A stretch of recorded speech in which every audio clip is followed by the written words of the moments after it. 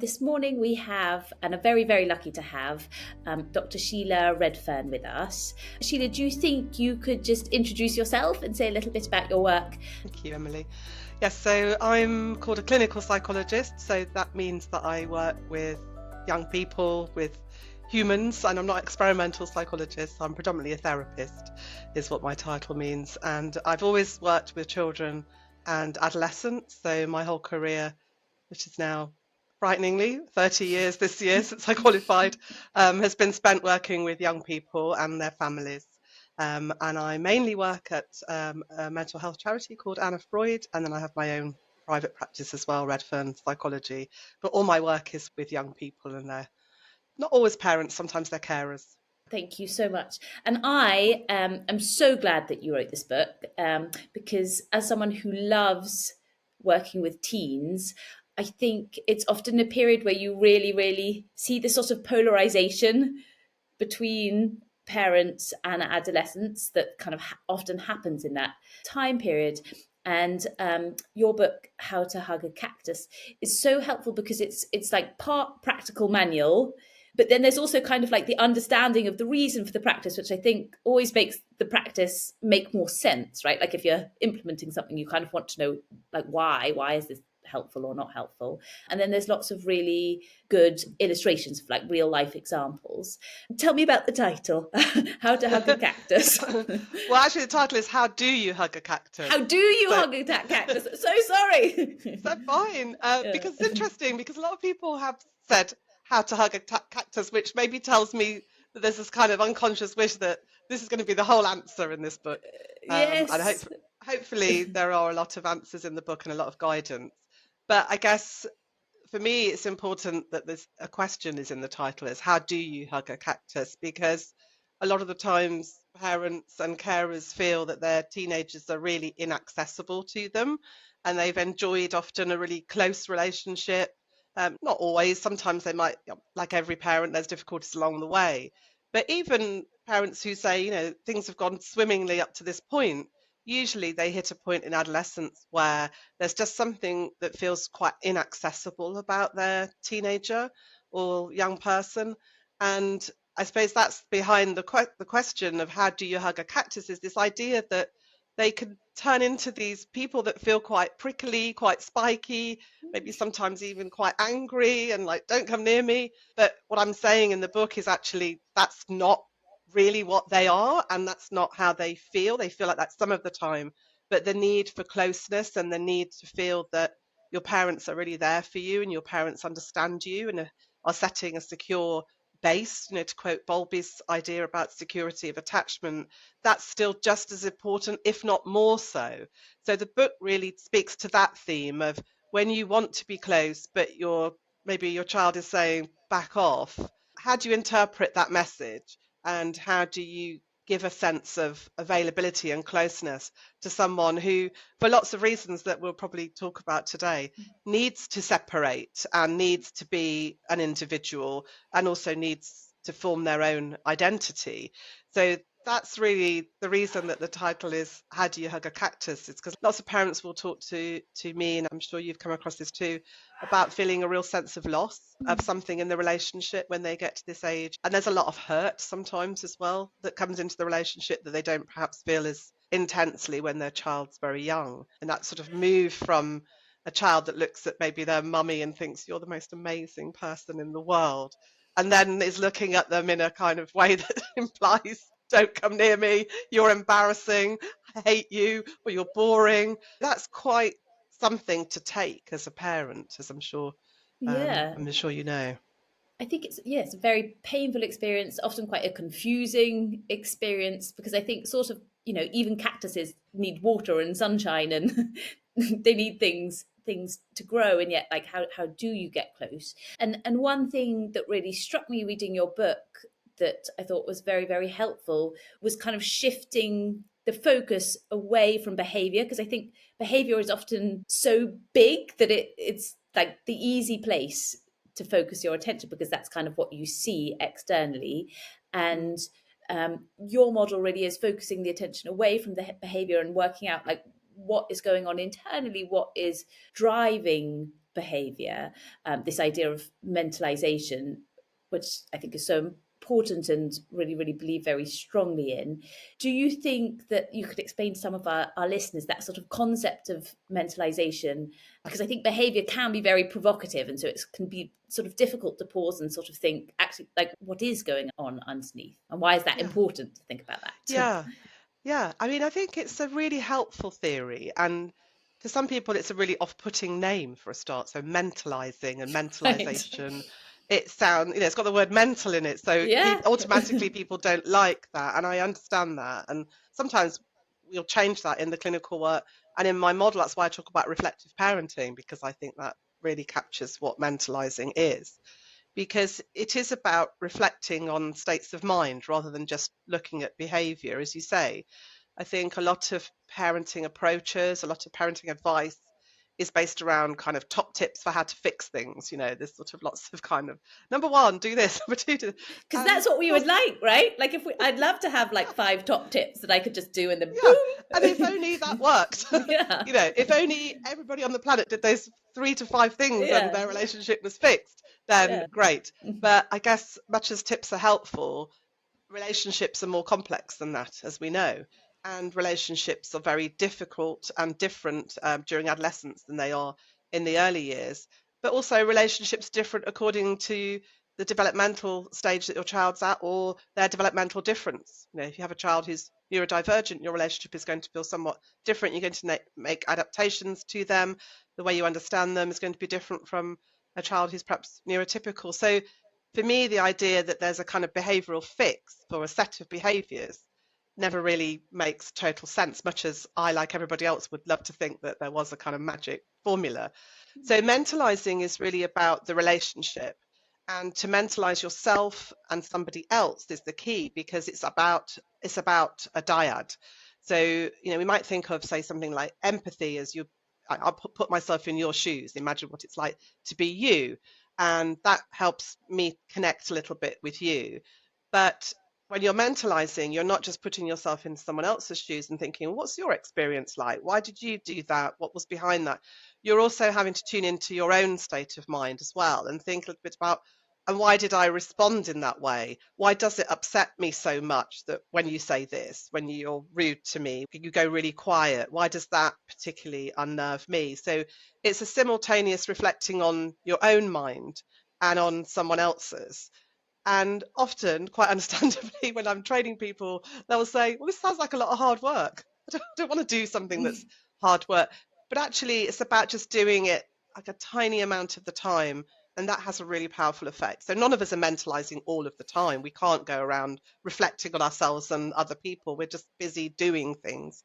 And that's normal. But if we're doing it well and we're mentalizing, say, around 30% of the time, and we are genuinely thinking about, why did I do that? Why do I feel that way? Where does that come from? Or why does my child want to go straight to their room after school and not talk to me? That's really upsetting for me. But what's behind that? What's going on for them? It's that effort to try and understand and that curiosity in minds that really is the essence of mentalizing.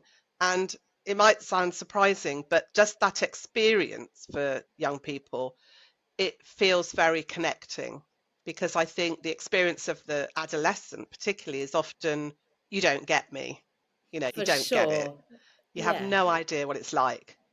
Right. And often actually that's the parent experience too, right? The parent is saying, you don't get what I'm saying, which is like, if you never do your homework, you're not going to do well in your exams. So sort of both sides, I think, are finding it, often find it hard Yeah, to hear yeah. hear what the other is saying. Yeah, and it's something about that difference of perspectives that's helpful, because I guess as parents, we're trying to say this is the right way. This is how you should see it. So don't catch that bus back from central London late at night. It's not safe. But what that 15 or 16 or 19-year-old needs to hear is, I'm worried about you catching that bus back late at night. But I can see from your point of view, what you most want is to travel back with your friends, because you want to feel part of the group, and you don't want your mum to come and pick you up in the car when they're all catching the bus. And it's that difference between perspectives that's also what's the key under mentalizing, to acknowledge that difference. Yes, and I think that's a really helpful point to make, because I suppose that I think sometimes when we sort of talk about validating, or we talk about empathizing or mentalizing, sometimes that can get confused with sort of allowing somebody else sort of approval, or saying that you can do what you want. And it's absolutely not that. It's saying, I understand your perspective, this is where I think you're coming from, and like there are also certain boundaries that I as a parent have to enforce or believe is right in order to keep you safe, that you're holding both, that I'm understanding Yes, your yes, experience while also still setting boundaries. And I think exactly. that's quite a confusing thing sometimes to do. Yes, and people fall into trying to do just one or the other. I talk about this in the book, about this Mm. having two hands. Like, what's the two-handed approach is that on the one hand you've got that curiosity of, well, what is your perspective? Why do you want to do that thing that I think's risky or I don't understand? And in the other hand, there is the sort of setting expectations, reasonable expectations, or kind of natural consequences that are about keeping your child safe. I write about quite a bit in the book. There is a need also in this stage of development to let young people take some risks, and I think that terrifies most parents.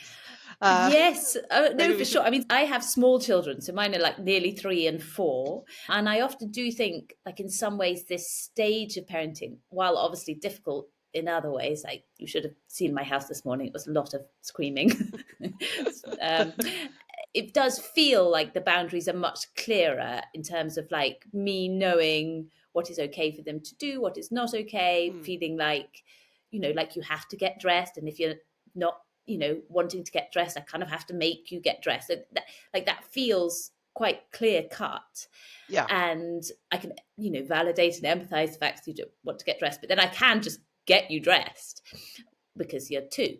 Uh, Whereas I think with teenagers, I think that feels much grayer, and also depends very much on your own experience, and where sort of the culture that you grew up in, and all of these things. And I think, like, I wonder if you had sort of any kind of thoughts about helping parents to kind of navigate that area that feels quite grey. I mean, yeah, definitely. I think just firstly to say about your experience with your little ones, it is still really applicable, that two-handed approach, because what you're saying is I can empathize and validate you don't want to get your shoes in a hurry, but I still need to get those shoes on. Yeah. And I guess it's the two again that's the important bit. If you're just about getting the shoes on and the child doesn't feel you've got any sense, even if they're 3, of why they might actually like to take their time, or rather run up and down the stairs first before you leave the house, and all those things that are driving you mad, one without the other usually leads to a bigger meltdown. The Yeah. behavior usually escalates if it's just you're doing it because I say so. Of course, it's easier when they're younger to be the person who's kind of effectively in charge. But I guess the principle's still the same, that you're not just trying to change something without trying to understand, well, how do you see it? And I guess what happens in adolescence a lot more is that often driven by anxiety, actually, on the part of the parents. Like, I'm just really worried you're not going to turn out okay, or you're going to do this Yes. dangerous thing, or you're going to flunk all your exams, or you're just going to, not be okay in your mental health. And I'm really anxious about that. I guess what gets more important as they get older is how parents manage their own. And we talk about emotion regulation quite a lot. How do you manage your own anxiety around in the face of a teenager who wants to do these things or doesn't want to do certain things? And that's the grey area, is that kind of Hmm. balance between saying, I'm really worried about you, but then also respecting and trying to understand, let me see, why is it so hard for you to go to school? What is it about these exams? So just forcing the behavior at any age doesn't really work, and certainly doesn't work in terms of keeping the relationship connected. I think lots of parents will say, well, I was treated this way and that didn't do me any harm. And it's true. Maybe they did go to school and do all their exams because they were being threatened with something quite aversive or violent, even from the parent. But then if you ask them what the relationship's like with their parent, they usually say, well, we don't talk much, or not that close. And I think that's the other important bit that perhaps is lacking in the kind of top tips for parenting, is what's going on in the relationship. If you're Mm. just focused on the behavior, how do you think your child then thinks of you? And what's that like for you going forwards? And as people get into the teenage years and adult years, they start to get much more focused on what is my long-term relationship going to be like with this adult person that's in my life. And when they're little, you kind of take it for granted. I'm your mum, or I'm your dad, or I'm your foster carer, and we're just together. And I think when they're older, that starts to then become a really important thing to focus on. I want to maintain a really closely connected relationship with my children. So how do I do that when they're adults and allow them to be themselves, but also to give them some guidance? Yes, and allow them to feel heard. And I suppose the sort of self-reflection part, I think, is so important, because obviously how you were parented has such a big impact on then your experience of having young children, having teenagers, having Mm, adolescents. And it might be that you had parents that for whatever reason, or caregivers that for whatever reason weren't able to mentalize for you, that weren't able to mm, think about your experience in the world. And then I think that can be difficult, because how do you do for somebody something that wasn't done for you? So you're essentially like trying to parent adolescent while, or a young child, or whoever child, while yeah. kind of, I suppose, developing a skill set internally for yourself. Exactly. And I think that is obviously much more difficult. And I talk about that quite a bit in both books, that if you have a history that might have developmental trauma in it, or might just even have a parent that was quite preoccupied with their own things, or had, difficulties of their own. And of course, there's all sorts of psychosocial factors that will impact on that. If you've grown up in poverty and your parents' preoccupation was just on the basics of keeping you fed, and that maybe caused them to feel highly anxious or depressed or detached from you, then, which would be completely understandable, then you might not have that internal model of how to be a kind of reflective parent. That's not to say, obviously, that poverty impacts how reflective somebody could be, but clearly, if you're very preoccupied by just the real sort of basics of Like the life, stresses, it's if you have a lot of stresses. exactly. And the relationship between mentalizing and stress is that the more you're stressed, or actually the more you're depressed, so when your emotions kind of either end of what I think of as an emotional thermometer, you can't mentalize. You're just in either doing or not doing mode. So that's why in arguments we just shout or we react, because we don't reflect if we're in that heightened state of emotion. Say you get locked out of your house and you think your partner's kind of got the keys, you can't get Mm. hold of them. You don't usually start to think, well, maybe they were just a bit busy this morning, and they, Yes. you're What's just like, going on for why? them internally? Yeah, you're not interested. It's just anger, and the anger takes over, and that sort of coming back to your question, if you haven't had that reflective parenting in your own childhood, or even just small amounts of it, it's much harder then to draw on inner resources to think about a language of curiosity, of emotions, mental states. But what I always say is it's not at all impossible. And the actual act of just tuning into your own state of mind, even if that involves recognizing I didn't have that in my childhood, I'm starting from a different point to somebody else, that's enormously helpful, because it's Mm. that awareness of self that really helps then to build on a different kind of parenting with your own child. Absolutely. And actually, while you're talking, I was also thinking sometimes a good way of noticing, or start of beginning to be able to separate, like, what is mine as a parent, what came from my childhood, is just really noticing what are the things that your child does that provokes a really big reaction in you, that maybe if you kind of took a Mm, step back is a little bit out of proportion to what the child has actually done. Or and sometimes if you kind of can slow yourself down, not in the moment but afterwards, notice, oh, actually, like I was completely furious when they wouldn't put their shoes on, for example, or mm, do their homework. mm. Then sometimes that can be a point at which that you then sort of think, oh, that's because in my family respect was very, very important. And what respect meant in my family essentially meant just doing what you were told, which didn't necessarily allow space for having a tantrum about not putting your shoes on. And so you've got that kind of internal voice of that your child should just do what they're told because that's a sign of respect. And Yeah. then you can kind of begin to think about whether that's what the message you want to pass on to your child, or whether you want to do something different. Yes, exactly. And I think often a lot of parents will choose consciously to do something very different to their own parents. Sometimes we'll fall unconsciously into repeating patterns, and some of them are healthy ones, some of them not so much. We all have aspects of that where we're just repeating something without wanting to even. But often, particularly in the clinical work, but also just in, I think, my friendship group, I suppose, I'll hear parents saying, well, I don't want to do that the way my dad did that, or I don't want to have that kind of relationship with my children that my parents had with me, and they consciously then choose to do something very different. But it is the awareness that's important, of just thinking about, without overthinking it, like, how am I coming across? How am I coming across to my young child, or how am I coming across to my teenager? And of course, we don't get that right a lot of the time, but that's fine. That's just real life.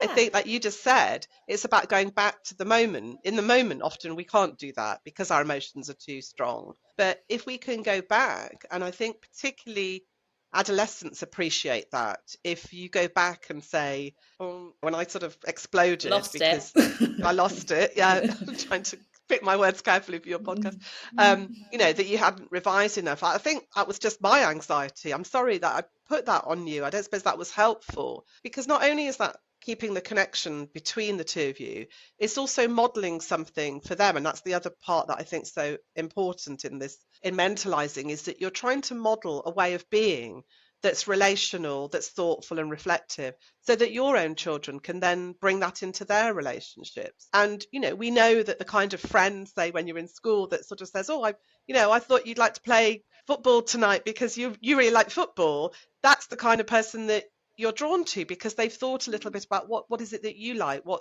the child that sort of says, well, we're all going swimming, because that's what I love, and I don't, never mind if you can't swim or not, that's my special interest. Then that doesn't bring about a connection, and that's just a very young age. So the more we model for our children and young adults a kind of thoughtful, reflective mind, we're trying to hopefully bring that into all their relationships. And Yeah, being and modelling that rupture and repair, so that you can have a falling out with a friend or whoever, your relationship, and you kind of have the language and the capacity to reflect on yourself, so that you can go back to the friend and say, like, oh, like, I think I was just really tired that day, or like, I suddenly remembered you've got all this stuff going on at home. mm, Like, I'm really sorry, because you've had it done for you, so you sort of have that language to be able to then do it in your own relationships. Exactly. And the other part of that, I think, is uncertainty. There's Mhm. huge pressure on parents to know the answers to everything. Like, particularly probably when they're very little, you're in that sort of very omnipotent role of, I know kind of how the world works, and I know what you need. And that is almost sort of taken for granted when children are little, that you'll have the answers. When your children get older and they start to obviously get their sources of information, then go from being just you or your partner or their extended family to a whole network of people, not just their friends, but then the whole massive network, the global network that they get through social media, then suddenly there's all these sources of information coming in. How can you be sure or confident that they trust you for guidance? Especially if what all you're saying is, well, I didn't watch as much screen time as you when I was 15, Like, of course you that's didn't. not You didn't even have a phone. exactly. And there was only two programs on, after 6 o'clock or Yeah. whatever. So I think to keep that sense that your child really trusts your opinion, there's something also about not trying to be the expert all the time, but acknowledging, actually, I might not know what it's like to be a 15-year-old in the kind of social media Mhm. saturated world. I don't know what's on all these platforms. I don't know what it's like to be under the kind of exam pressure that you're like. It was different in my day. It was actually acceptable to get a D in your A level. You could still get into university, and and so there's something about still maintaining their confidence in you, but not trying to model that you've got all the answers to Yeah. everything. Yes, that sort of like, help me understand, what is it like to kind of. Exactly. Yeah. What's that like for you? I think that Mm. question sometimes eludes parents. I include myself in that, because we feel like we've got to maintain this kind of front that says, I know what I'm doing here. And of Mm. course, we don't always know what we're doing. And I think at the moment in 2024 and over the last few years, the environment around our children has got a lot more uncertain in so many different ways, whether that's about their financial future, whether that's about the future of the climate, whether that's about their own health during COVID. I mean, there's been so much uncertainty in young people's lives that I think it's sort of pretendy really to say, I know how to fix all of this. But Yes. it's scary also to acknowledge your own uncertainty. And your own powerlessness, right? Like I was thinking about you this morning when one of my children had a lot of really big feelings because we're going to a birthday party, and he realized that we had a present for her and he wanted the present, and I said, oh, like, this is for her, it's not for you. You know, I can see how much you would really want the present, etc., etc. And he was so sad. Like, he was like, the only thing that will work is for you to buy me another version of this thing. And like, everything in me wanted to be like, okay, like, I'll buy you the thing, because Yeah. like, that's what we want. We want to take the like pain or the upset Mm. away. And Yeah. like, even me as a child psychotherapist who knows, like, in that moment it's about containing feelings and helping him feel heard. It's not about buying him the present. Like, but that is, I think, Yeah. the drive as Of parents is course. so strong, is to make Yeah, the I bad thing totally, go away. yeah, And I think I that's totally, even more so in adolescence, where you are quite powerless in lots of situations. yeah. And I think that compulsion to jump in and fix it is so strong. And I've definitely been in that situation when myself, where it's like, well, I will give you a lift home because actually that's just sort of easier. And I can feel in my head, I've got this is for my older children. Mm. I'm sort of thinking, is that the right thing to do? Well, it's just the sort of easiest thing to do. And of course, we all want to do the thing that's easiest. And that's fine some of the time. I guess the point is, some of the time you will just buy a bar of chocolate to keep your child from crying on a For plane, or sure. you will do those things that, but I guess overall, if you're always just jumping in to fix it, you know this so well from your own work, that that actually doesn't teach anything about, well, how do you get through that feeling? Now, how do you experience frustration or jealousy that someone else is getting a present that you haven't got, or just boredom because there's nothing to do and you know you haven't got anything to distract you? All those feelings which are uncomfortable, we all need as adults to be able to manage those things. I And mean, to know that they don't last forever. He was okay. He yeah, survived. yeah, you didn't go out and buy the car and he No. got over it. And Yeah. it's the getting over it, exactly as you say earlier, it's about the repair after the rupture, that he's still got the Mm. security of you, he still loves you, he still feels loved by you, probably would still quite secretly quite like that car if he saw it in a shop somewhere. But it's about knowing the feeling passes, but also that you have the capacity to work through it. Mhm. And one of the things that I write about in How Do You Hug a Cactus is a different type of parenting that's much more dominant now, which in Northern Europe has been called curling parenting. We might think of it as helicopter parenting. I like the image of curling parenting. Do you know the sport curling, where you Mhm. sort of throw the disc? So the idea there that came from, I think it's Scandinavia, is that as parents, we're kind of sweeping the way in front of our young Mm. people to make sure they have this absolutely smooth path in life. You know, don't worry, you know, I will pick you up, I will drop you there. I'll actually even I'll help phone you. the school. I'll. I'll phone the school, or if it's your university, I'll help you write the exam. It's online. We could do it together, and maybe you could come and work in my company, and you know, you wouldn't have to even then look for a job. And that's happening more and more. I think parents are becoming incredibly, I suppose we might have in the past called it overprotective, but this idea that you don't have to ever have these bad things happen to you because I'm going to make it all okay for you. That's actually really, really unhealthy for young people's development, because where, like your son, if he'd got the car, where's the tolerance for disappointment? Where's the tolerance for, actually, I don't always get the job just because my parents knew somebody who'd got a place in the company. I've got to work for it. That might involve me Mm.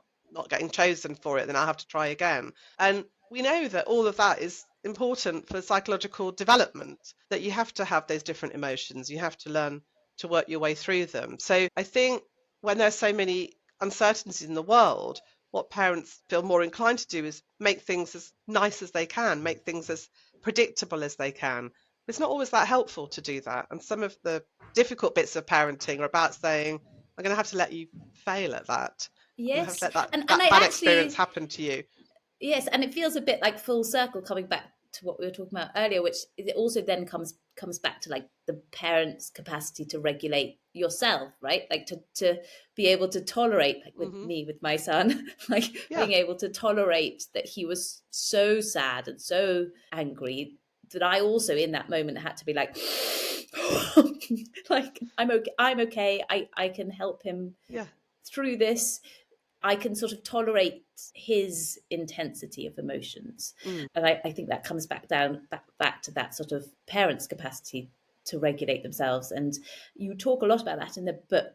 Tell me a little bit about the MAP, the Mentalizing Adolescent Parent, as a sort of Yeah. way to Yeah. help parents consciously do that. Yeah, it is something that doesn't come that naturally to most of us. I don't think, including myself, I would say I don't consciously often reflect on where does that bit of my parenting come from. But when we're sort of taking parents through this as an exercise and a helpful way of maybe taking this parenting stance, we use this tool called the Parent Map. And it can be something, can actually be something written down. It can take any form. But the idea is that you're kind of plotting different things on your map. So it's ever changing. It's not a permanent map. It can have all sorts of different signs, posts on it. And mentalizing adolescent parenting is thinking about what are the things that influence me in my parenting.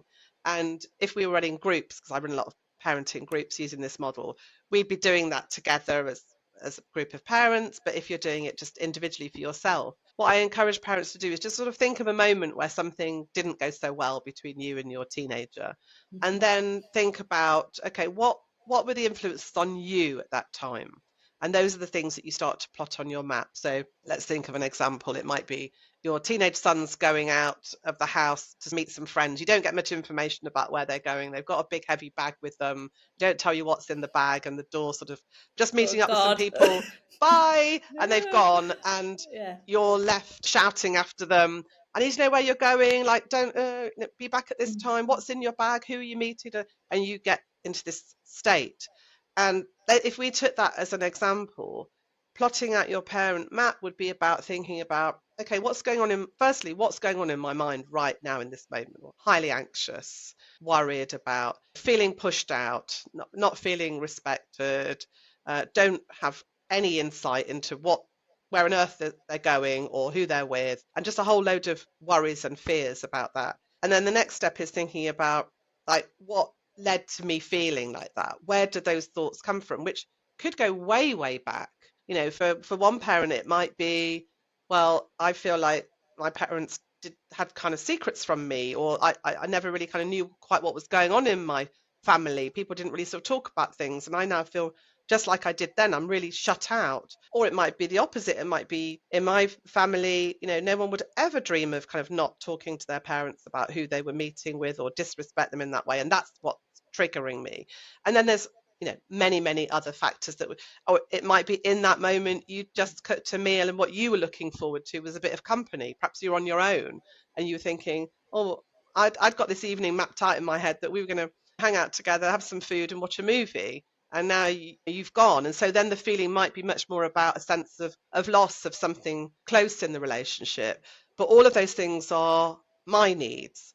And so the map is about plotting the bit out that belongs to me and then mentalizing him.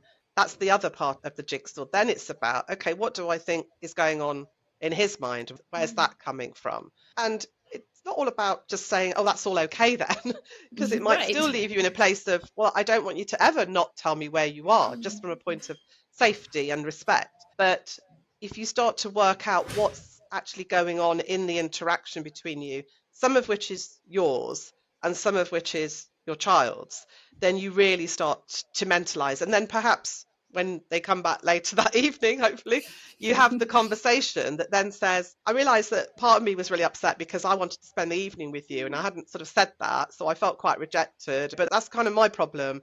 But also, like, please don't ever go out without telling me where you are. That's just not safe and that's not Right. okay. And I wonder why you didn't feel you could tell me. So you're sort of looking at both parts of it, both the part that belongs to you.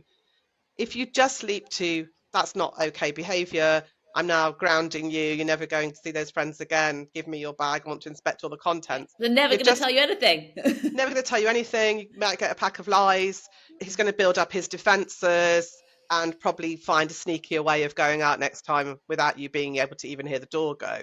So it is about thinking, I'm not letting that behavior go because it's not okay and it's worrying. But equally, if I just focus on what he's done and don't think about what my part in it is and where my emotions come from, then I'm going to really create a bigger distance between us.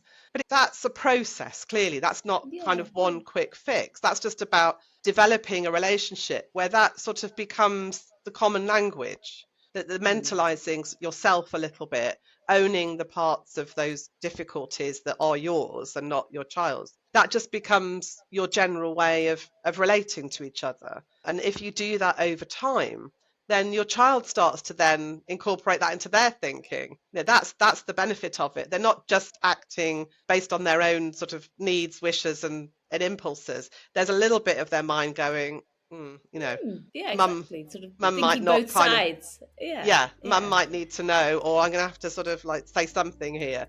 And it's that self and other bit that then starts to just become a normal part of how you parent, rather than just about fixing the behaviour in the external. Well, thank you so much, Sheila. I think that will be incredibly helpful for lots and lots of our listeners of children of any age, actually. And that in the book, there's loads more sections. For example, if you're parenting a neurodiverse adolescent, things to do with building your own support network, which I think helps a lot with parenting at any age. So I really, really recommend it. So thank you so much, Sheila, for coming on the podcast.